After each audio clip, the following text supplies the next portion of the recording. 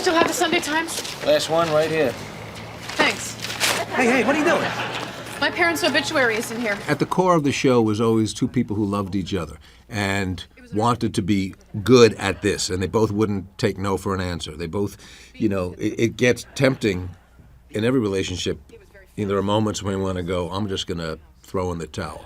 But that's too easy, and the real fruit is usually on the other side of that conflict. And when you push through it, and you if you're both working hard, you can probably get to what the real problem is.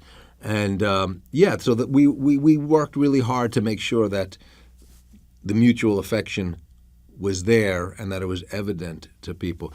On a lot of shows, it becomes very easy to throw one-liners and zingers for the sake of the audience. Like you can laugh at that, but in our show we tried as best we could to make it seem real.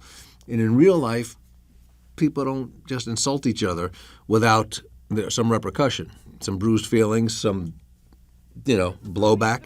And we tried to make it sound as much like real people as we could. I just don't understand why it doesn't bother you. It's been almost a week.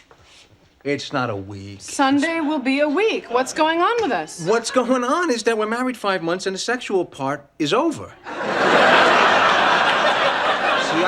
I thought you understood that. I'm sorry.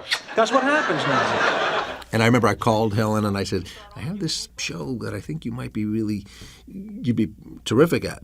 And I remember I called Helen and I said, I've written this script and I think you would be great. And she came to my house and we read it, and it was instantly so real it actually confused me. There was a scene where Paul and Jamie are in the kitchen and whatever, they're having breakfast.